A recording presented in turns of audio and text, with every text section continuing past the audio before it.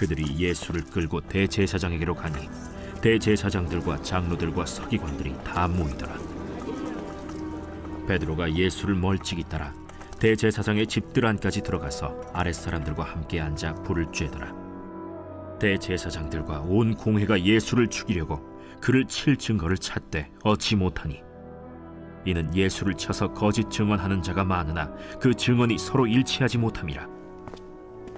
어떤 사람들이 일어나 예수를 쳐서 거짓 증언하여 우리가 그의 말을 들으니 손으로 지은 이 성전을 내가 헐고 손으로 짓지 아니한 다른 성전을 사흘 동안에 지으리라 하더라. 그 증언도 서로 일치하지 않더라. 대제사장이 가운데 일어서서 예수에게 물어 이르되 너는 아무 대답도 없느냐? 이 사람들이 너를 치는 증거가 어떠하냐? 침묵하고 아무 대답도 아니하시거늘 대제사장이 다시 물어 이르되 내가 찬송받으리 아들 그리스도냐? 내가 그니라. 인자가 권능자의 우편에 앉은 것과 하늘 구름을 타고 오는 것을 너희가 보리라. 대제사장이 자기 옷을 찢으며 우리가 어찌 더 증인을 요구하리요? 그 신성모독하는 말을 너희가 들었도다. 너희는 어떻게 생각하느냐? 하니 그들이 다 예수를 사형에 해당한 자로 정죄하고 어떤 사람은 그에게 침을 뱉으며 그의 얼굴을 가리고 주먹으로 치며 선지자 노릇을 하라 하고 하인들은 손바닥으로 치더라. 예, 오늘도 주님의 보좌 앞으로 나오신 성도들에게 하나님의 은혜와 평강이 함께 하시기를 축원드립니다. 네, 유초등부 선생님들이 많은 것 같은데 유초등부 선생님들 손 들어 보십시오. 와, 한 절반은 유초등부 선생님인 것 같습니다. 내일 성경학교라서 준비한다고 다들 모였는데요. 참 멋진 선생님들이십니다. 예, 집에 얼마나 가고 싶었겠습니까? 근데 붙잡혀가지고 금요 기도회까지 참여하는 그 억지로 참여한 그 발걸음 위에 주님의 은혜가 넘칠 줄 믿습니다. 네. 제가 지난주 주일에 그 뉴질랜드 갔다 온 소감을 좀 얘기했잖아요. 그래서 북섬은 제주도를 좀 넓혀놓은 것 같고 남섬은 철원을 좀 넓혀놓은 것 같다고 얘기했더니 저에게 전화가 몇 통 왔어요. 목사님 정말 진심이냐고.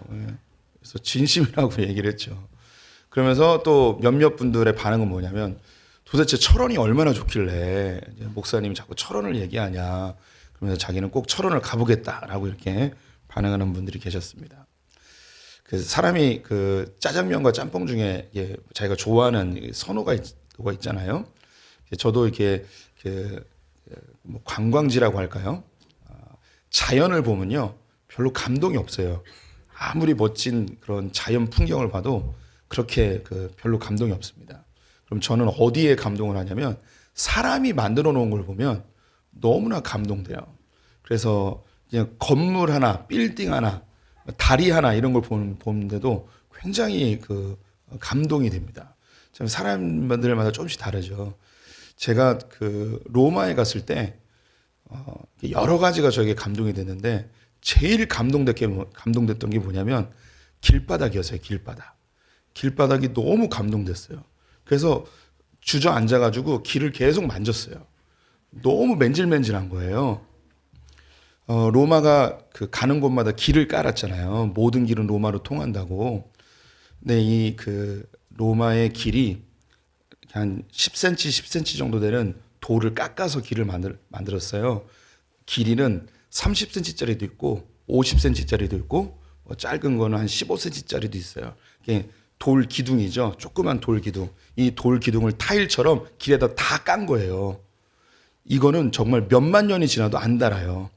거기에 이제 마차들이 다니면서 마차 자국에 의해서 이게 맨질맨질해졌는데 저는 그 돌을 보면서 너무 감동이 되는 거예요.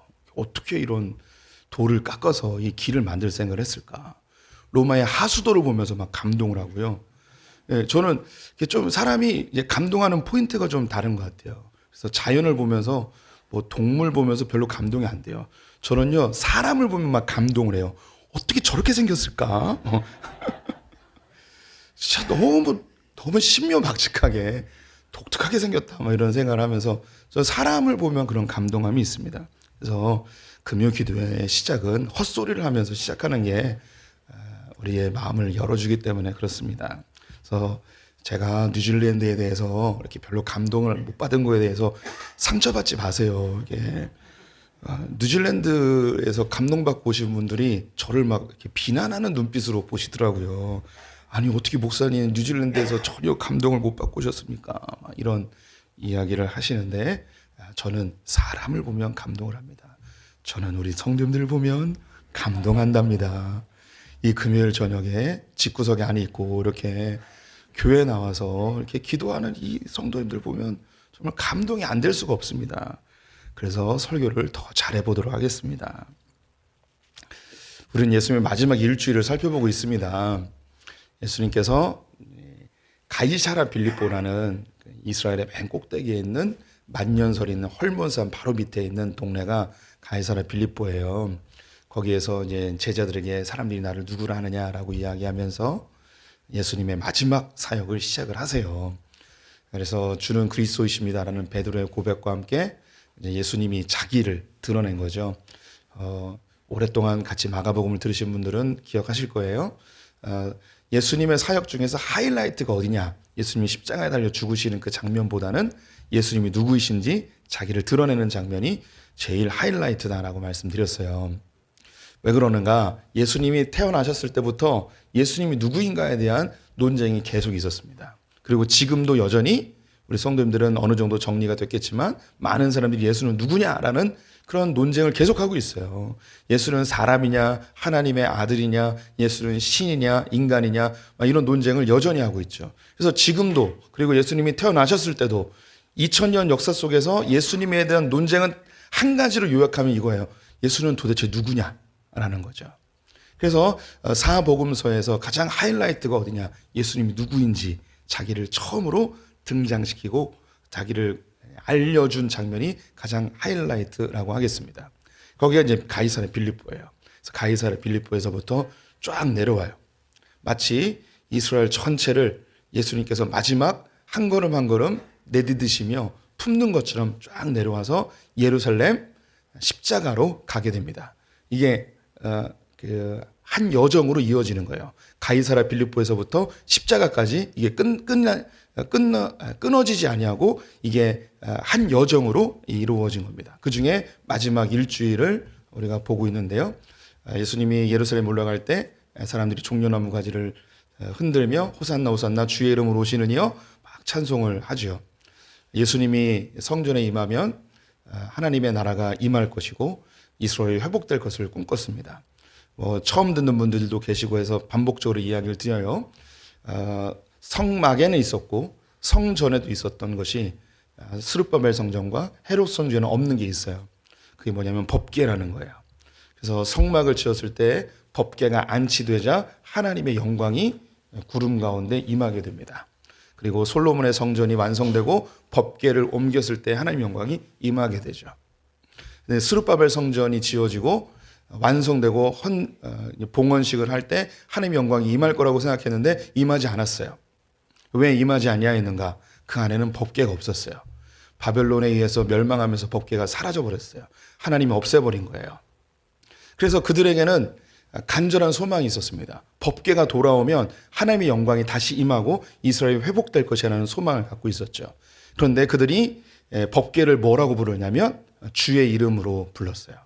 주의 법궤라고 부르지 않고 그들은 주의 이름이라고 이 법궤를 그렇게 애칭처럼 불렀습니다. 그래서 시편 기자가 그리고 요엘 선지자가 이야기하는 것이 주의 이름으로 오시는 이여라는 말이 그거예요.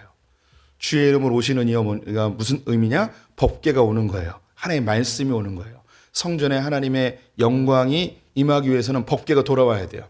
하나님의 말씀이 언약이 돌아와야 돼요. 그래서 예수님이 이 성전 안에 들어올 때 호산나 호산나 주의 이름으로 오시는 이여 왜 찬송했는가? 하나님의 법궤가 들어오는 거예요. 마치 다윗이 법궤가 들어올 때 하체가 드러날 정도로 기뻐하며 춤을 췄던 것처럼 백성들이 호산나 호산나 불렀던 거죠. 그런데 예수님이 성전 안에 들어가서 하시는 것은 한 바퀴 삥 돌더니 제자들에게 이제 가자 하면서 내려가 버려요. 수만 명이 예수님이 성전에 올라온다는 이야기를 듣고 다 기대가 가득하여서 예수님이 이제 성전에 들어오면 로마 뒤집어 엎어버리고 이스라엘을 회복할 것이다라는 그런 기대감에 호산나 호산나 불렀는데 한 바퀴 삥 돌더니 가자 그러면서 가버렸습니다. 너무나 허탈해진 거죠. 그 다음날 둘째 날에 올라오셔서는 성전에 다시 들어가시더니 하나님 영광을 임하게 하기보다는 그곳에 있는 환전상들의 상을 다 뒤집어 버리고 장사꾼들을 다 쫓아내버리는 일을 하셨습니다. 성전을 깨끗하게 한 거죠. 셋째 날 다시 올라오셨을 때에 대제사장들과 장로들과 서기관들이 난리가 났습니다. 도대체 저놈이 어떤 놈이길래 이 성전에서 이 난리를 폈는가. 그래서 얘기하죠. 네가 도대체 무슨 권위로 이런 짓을 하느냐라고 이야기를 합니다. 그때 예수님이 한 가지 묻죠. 내가 질문하는 것에 대답을 하면 나도 대답을 하겠다. 세례 요한은 누구의 권위로 세례를 주느냐? 세례 요한의 권위는 어디로부터 왔느냐? 대제사장들은 대답을 못합니다. 하나님께로부터 왔다 이야기하면 세례 요한이 이야기한 것을 믿어야 되고 사람에게부터 왔다 이야기하면 사람들이 분노하여서 그들을 대항할 것이 두려워서 아무 말도 못하죠. 그래서 우리는 대답할 수 없다라고 했더니 예수님도 대답할 수 없다라고 이야기하십니다.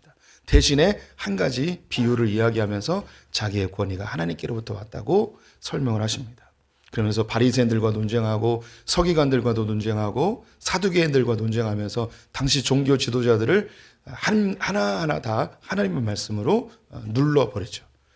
그들이 지금까지 이야기했던 거, 그들이 백성들을 유린하면서 종교적인 그런 권세를 누리고 있던 것들을 다 눌러버립니다. 그리고 이제 넷째 날은 성경에 기록되어 있지 않고 다섯째 날 목요일 저녁에 예수님께서 유월절 만찬을 즐기기 위해서 예루살렘에 올라가서 제자들과 만찬하는 장면이 기록되어 있습니다. 그리고 만찬이 마쳐지고 겟세마네 동산에서 기도하는 장면이 나와 있죠. 그 사이에 가룟 유다는 예수님을 팔기로 결정하고 은 30에 예수님에게 입맞춤을 하며 군대를 데려와 예수님을 끌고 가게 됩니다. 우리가 지지난주에 본 것이 예수님이 끌려갈 때 한 젊은이가 자기가 덮고 있었던 그 이불을 던져버리고 벌거벗은 모습으로 도망가는 장면까지 보았습니다. 그 벌거벗은 모습으로 도망간 사람은 성경에 기록되어 있지 않지만 아마도 마가복음을 기록한 마가일 가능성을 높이 추론할 수 있습니다. 이제 이 예수님께서 대제사장의 집으로 끌려가게 됩니다. 오늘은 성경을 좀 한 구절 한 구절 읽으면서 설교를 해 나가 보도록 하겠습니다. 우리 성도님들과 함께 53절, 53절을 먼저 읽어보겠습니다. 함께 읽겠습니다. 그들이 예수를 끌고 대제사장에게로 가니 대제사장들과 장로들과 서기관들이 다 모이더라. 베드로가 예수를 53절만 읽으면 됩니다. 예수님이 한밤중에 잡히시게 되셨습니다. 6월절 만찬을 마치시고 겟세마네 동산에서 기도하실 때에 가룟 유다가 군대를 이끌고 예수님을 잡으러 왔죠. 그래서 한밤중에 끌려가게 됐습니다. 어디로 끌려갔는가? 대제사장의 집에 끌려갔습니다. 다른 성경들을 보면 대제사장 안나스의 집으로 설명되고 있습니다. 이곳에 오늘 성경을 보니까 대제사장들과 장로들과 서기관들이 다 모였습니다. 예수님의 이 사건 때문에 예루살렘에 있었던 모든 제사장들과 모든 서기관들과 모든 장로들이 다 모였습니다. 이 장로들이라 하면 당시 민족의 지도자들이라고 할 수 있겠습니다. 정치적 지도자들일 수 있고 유력한 권세자들이라고 이야기할 수도 있겠습니다. 원래 유대인들은요 재판을 낮에 합니다. 밤에는 재판을 하지 않습니다. 그런데 지금 예수님을 한밤중에 잡아온 것이고요. 한밤중에 재판을 하고 있는 것이에요. 왜 이렇게 이상한 재판을 하고 있는가? 불법적인 재판을 왜 하고 있는가?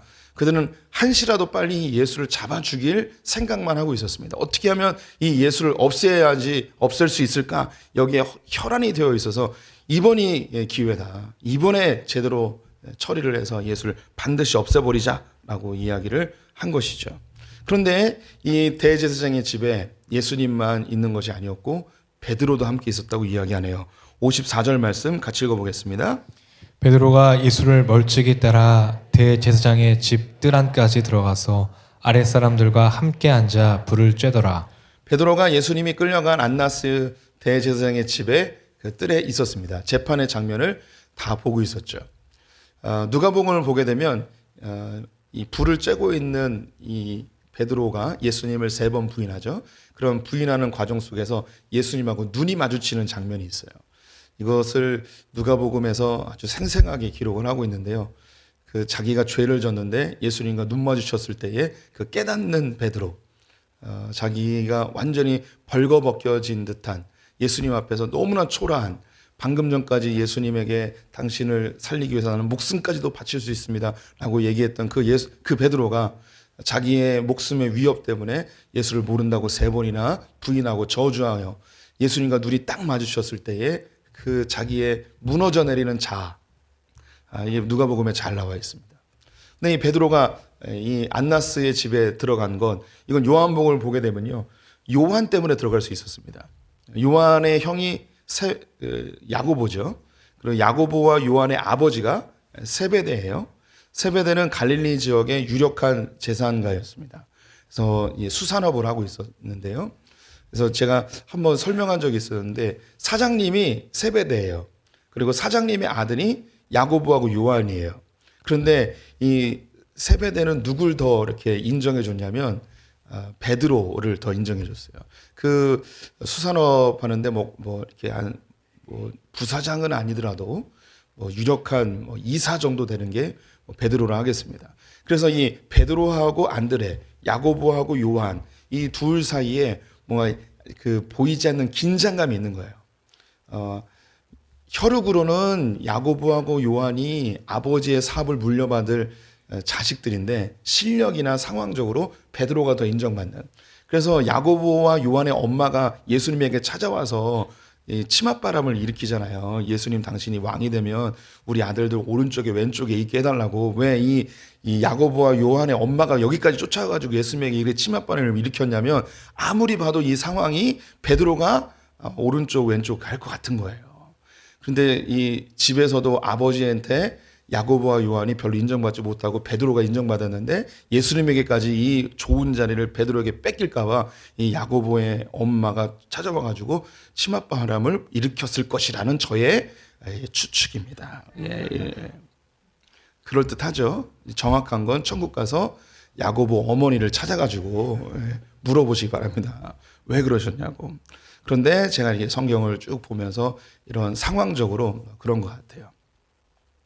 그래서 요한이 이 안나스의 집에 있는 사람들하고 친했어요. 왜 친했느냐? 이 안나스는 대제사장이고 갈릴리에서 가장 유력한 수산업자가 자기 아빠거든요.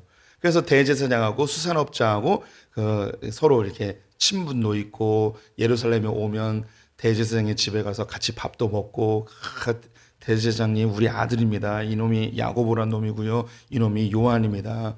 참 이쁘게도 생기지 않았습니까? 아이고 이뻐라 이뻐라 하면서 용돈도 주고 이렇게 해서 밥도 얻어먹고 그랬던 사람이 바로 요한인 거예요. 그래서 이 안나스의 집에 들어갈 때 요한은 그 종들하고 다 얼굴을 아는 사이니까 그냥 쑥 들어갔어요. 그런데 이 종들이 베드로는 막아버려요. 모르니까. 어디서 듣도 보도 못한 놈이 들어가려고 그래. 그래서 요한이 들어갔는데 자기 형은 안 들어오는 거예요. 베드로 형님이. 그래서 다시 돌아와가지고 아유, 제가 친한 형님입니다. 들여보내 주십시오 해서 같이 이제 들어가게 되는 것입니다. 이건 성경에 나오는 거예요. 이건 제가 생각하는 게 아니고 요한복음에 자세히 나오는 겁니다. 그런데 오늘 이 마가복음에는 다른 성경에 있지 않은 이 대제사장과 예수님의 친밀한 그 이야기가 담겨 있어요. 그래서 이걸 어떻게 기록할 수 있었을까? 그것은 마가도 이 재판 현장에 있지 않았을까? 많은 학자들이 생각을 하고 있습니다. 마가도 상당히 유력한 가문의 아들이었어요. 그의 이제 삼촌이 바나바죠, 바나바. 바울과 함께 전도했던 바나바. 초대교회를 형성하는 데 있어서 제일 큰 공로가 있었던 사람이 누구냐면 바나바예요. 우리 성도님들이 아시듯이 사도행전을 보게 되면 초대교회가 세워지고 바나바가 자기 재산을 다 팔아가지고 교회에다 헌금합니다. 할렐루야. 이런 데 은혜를 받아야 되는데, 그래서 초대교회가 견고히 세워지죠. 이걸 보고서 질투를 한 아나니아와 삽비라가 자기 그 밭을 팔아가지고 헌금을 하려고 했는데 너무 아까워서 꼬비쳐 놨다가 하나님한테 들켜가지고 그 자리에서 죽는 일이 벌어졌습니다. 그래서 바나바가 그렇게 유력한 재산가였어요. 그래서 이 바나바의 친척이 마가였어요. 마가 사촌이었죠. 조카였어요. 그 집안 역시 상당히 유력한 집안이었을 가능성이 높습니다. 그래서 대제사장의 집과 친밀하게 오고 가는 사이였을 것 같습니다. 그래서 마가 역시 이 재판정에 함께 있었기 때문에 예수님과 이 대제사장의 대화를 가까이에서 듣고 이것을 기록했을 가능성을 생각해 볼 수 있습니다. 이건 역시 뭐 추측이지 정확한 건 아닙니다. 이것도 천국 가면 마가 선생님에게 물어보면 좋을 것 같습니다. 어쨌든 베드로가 그 안에 있었습니다. 요한도 그 안에 있었습니다. 기록되어 있지 않지만 마가나 다른 제자들도 그들 가운데 포함되어 있었을 가능성이 매우 높습니다. 55절, 56절 함께 읽어보겠습니다. 대제사장들과 온 공회가 예수를 죽이려고 그를 칠 증거를 찾되 얻지 못하니 이는 예수를 쳐서 거짓 증언하는 자가 많으나 그 증언이 서로 일치하지 못함이라. 대제사장들이 예수를 잡아 죽이려고 작당을 하였는데 죽이려면 어떤 죄목이 있어야 되죠. 그 죄목을 뭘로 삼으려 하였냐면 신성모독으로 삼으려 하였습니다. 레위기나 신명기를 보게 되면 예수님을 하나님을 저주하고 하나님을 모독하는 자는 돌로 쳐 죽이게끔 되어 있습니다. 그래서 이 예수가 하나님을 모독하였다라는 제목으로 종교법으로 이 예수를 죽이려고 했던 것이죠. 그런데 구약의 율법에서 또 중요한 게 있습니다. 어떤 사람을 처벌하기 위해서는 반드시 증거가 있어야 됩니다. 그래서 구약 성경은 증거 재판주의를 따르고 있습니다. 증거가 없으면 이 재판의 형을 구형할 수가 없어요. 증거로서 채택될 수 있는 게 증언인데요. 증인이 한 명만 있으면 이 재판도 이루어지지 않습니다. 그래서 2명 이상의 증인이 있어야만 재판이 이루어질 수가 있어요. 그런데 오늘 성경을 보니까 56절에 그 증언이 서로 일치하지 못함이라 라고 되어 있습니다. 이 예수를 잡아 죽여야 되는데 그래서 증인들을 불러왔어요. 그런데 이 이야기하는 사람들이 이 사람 저 사람 다 다른 거예요. 예수가 하나님을 모독했다라고 죄목을 씌워야 되는데 거짓으로 씌우려 하니까 사람들의 증언이 다 다른 거예요. 공통되지 않은 거죠. 그래서 예수를 잡아 죽이지 못하는 거예요. 그런데 그 중에 어떤 한 사람이 일어나서 이야기하는 겁니다. 57절과 58절 같이 읽어보겠습니다. 어떤 사람들이 일어나 예수를 쳐서 거짓 증언하여 이르되 우리가 그의 말을 들으니 손으로 지은 이 성전을 내가 헐고 손으로 짓지 아니한 다른 성전을 사흘 동안에 지으리라 하더라 하되. 이 서로 일치하지 않는 의견들 중에 한 의견을 마가는 기록하고 있습니다. 그 중에 가장 설득력 있게 이야기한 내용일 수도 있겠죠. 그 사람들이 이야기하는 게 뭐냐면 이 예수라는 이 사람이 성전을 다 헐어버리고 자기 손으로 다른 성전을 지으려고 한답니다 라고 이렇게 얘기했습니다 라고 했더니 그럼 이놈을 잡아 죽여야겠네.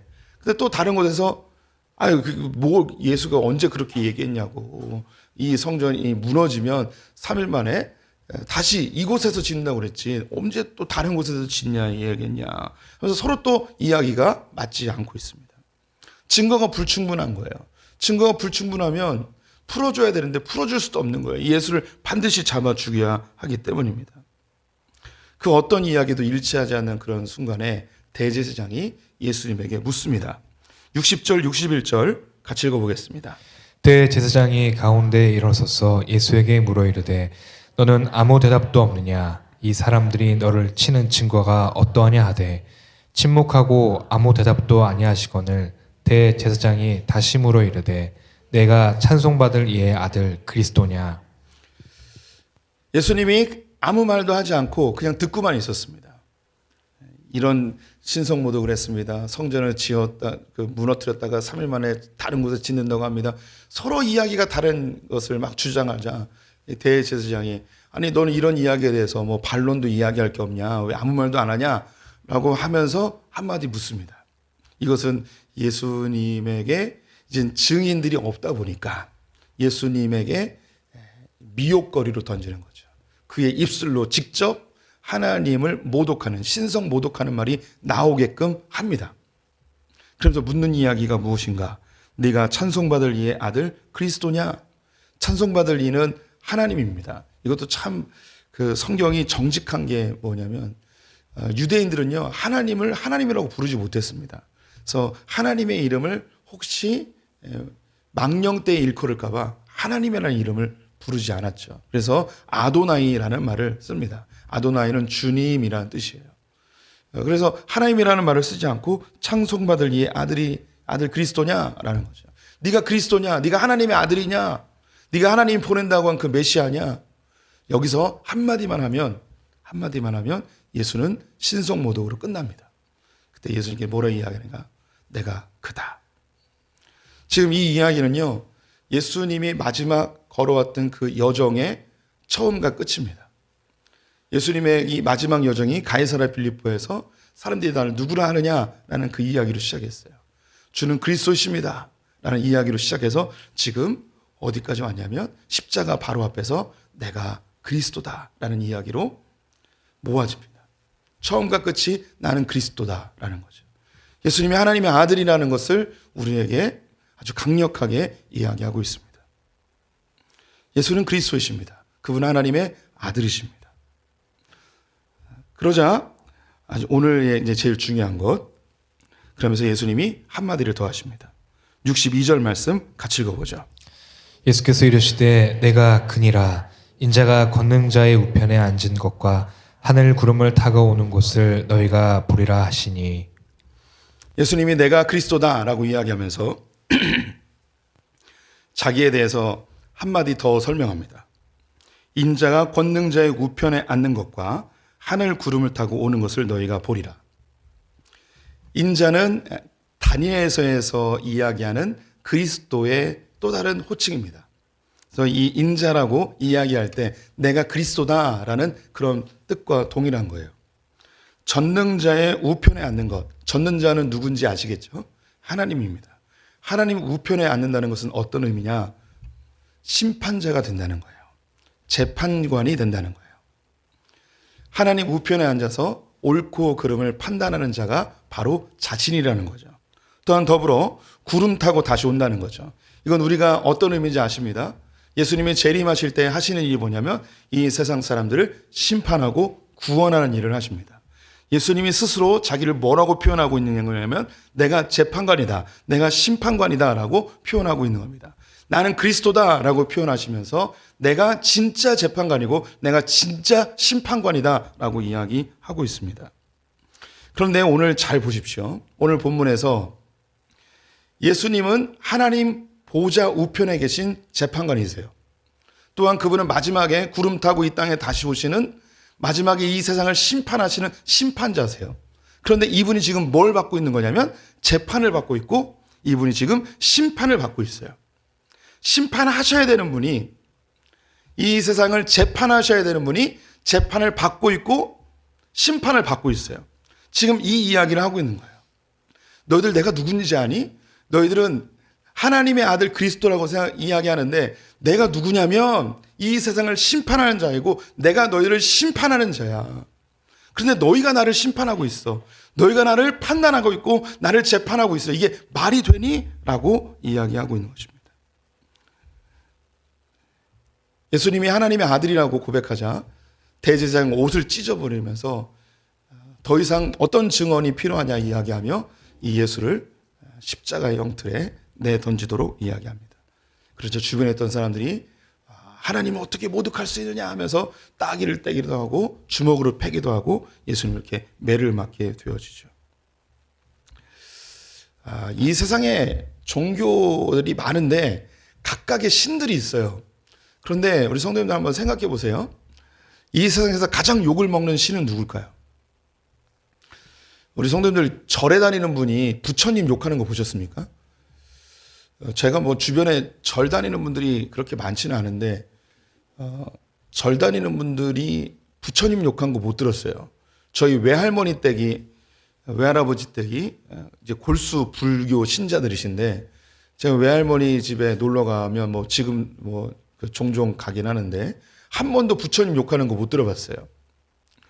우리 성도님들 부처님 욕하는 거 못 들어봤죠?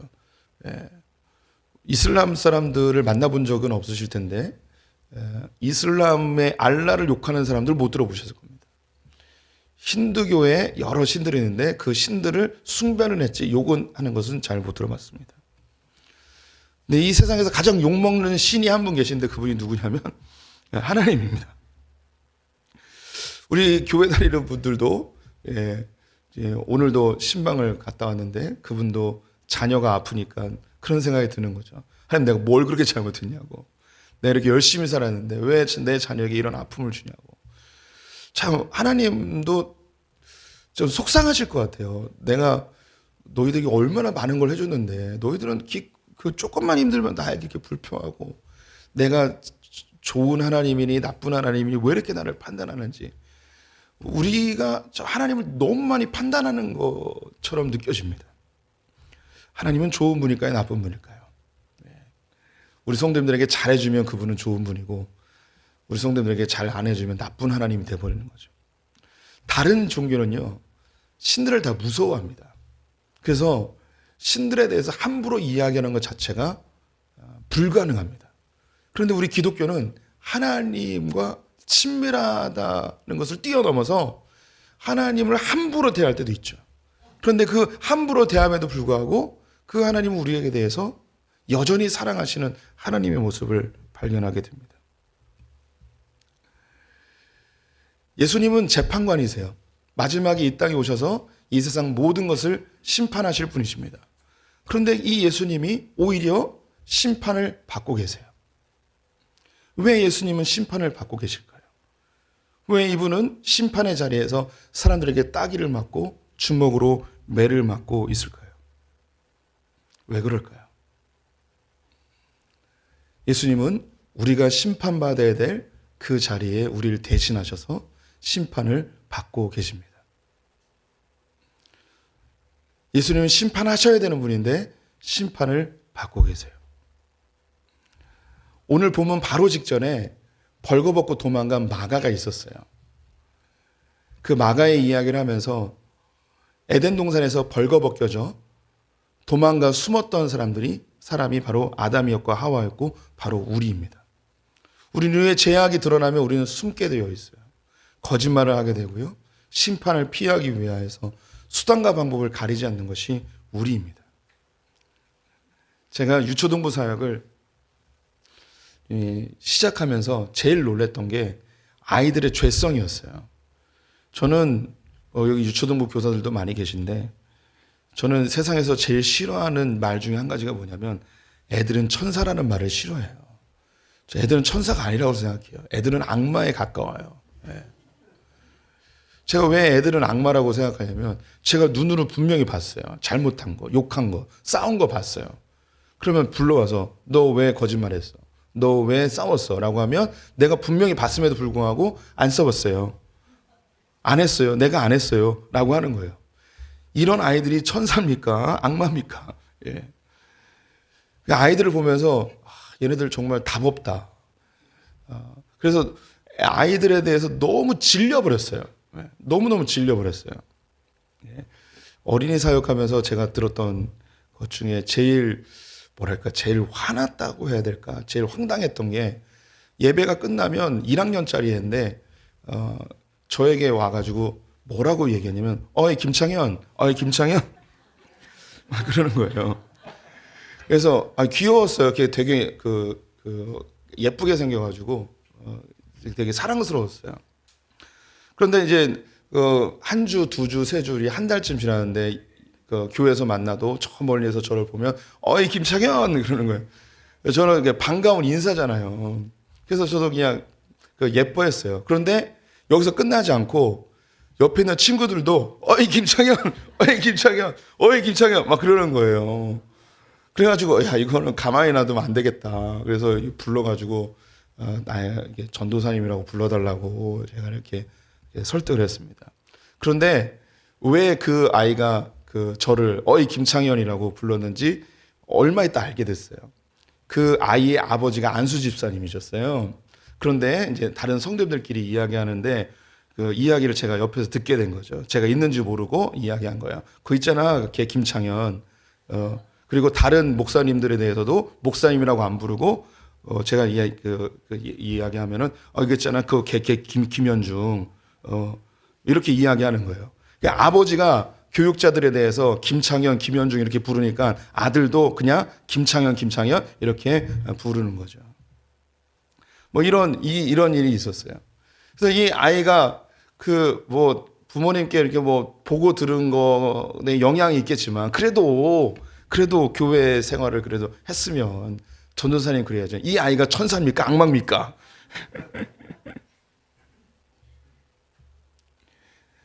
그런데 그 아이들은요, 숨길지도 모르고 속일지를 몰라서 그게 다 드러나는 거지. 우리도 다 똑같은 죄인인데 우리는 조금 머리가 컸다고 잘 숨기고 감추는 것 뿐이지 우리 다 죄인이에요. 다 죄인. 우리의 죄가 이렇게 다 드러났을 때 우리는 벌거벗겨진 사람처럼 하나님의 심판만 기다려야 되는 처참한 죄인입니다. 그런데 그 하나님이 우리를 심판하셔야 되고 우리를 재판하셔야 되는데 내가 서 있어야 될 그 재판 자리에 나를 서 있지 않게 하고 예수님이 대신 쓰셔서 재판을 받아 주셨습니다. 제가 그 아들이 셋이잖아요. 그 중에 이제 둘째 아들이 군대가 있는데 이 둘째 아들이 참 독특한 아이였습니다. 어린 시절을 보셨던 우리 성도님들도 계실 텐데 교회 오면 일단 신발과 양말을 벗습니다. 그리고 맨발로 돌아다닙니다. 발에 열이 많아서 그런 건지 어떠한 법도 잘 지키지 않습니다. 초등학교에 갔는데 애가 참 공부를 어떻게 할까 고민을 했는데요. 애가 없어졌다는 거예요. 알고 봤더니 옆반에 가 있는 거예요. 옆반에 왜 가 있냐고 그랬더니 친구랑 놀고 싶어서 가 있다는 거예요. 수업이 시작됐는데 교실에 안 들어오는 거예요. 어디 있나 봤더니 운동장에서 놀고 있는 거예요. 왜 그러니까 놀고 싶어서 논대요. 그렇죠. 놀고 싶으면 놀아야 되는데 수업이 시작되면 들어와야죠. 약간 그 사회 부적응자처럼 그렇게 학교를 다녔어요. 그래도 그 초등학교는 선생님들이 좀 이해해주고 하면서 이게 다녔는데 중학교 가니까 이게 용납이 안 되는 거죠. 참 제 아들이 다녔던 중학교는 좀 독특했는데요. 담배를 피면 벌점을 안 주는데 지각을 하면 벌점을 주는 거예요.